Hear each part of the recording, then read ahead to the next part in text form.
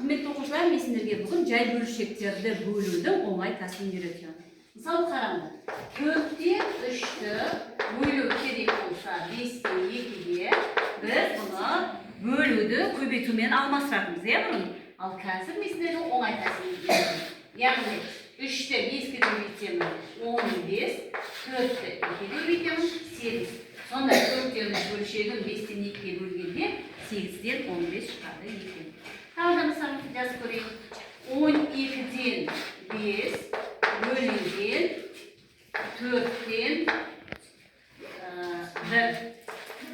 Яғни сол кезде 4-ті 5-ге көбейтемін 20, 5-ті 1-ге көбейткенде 12.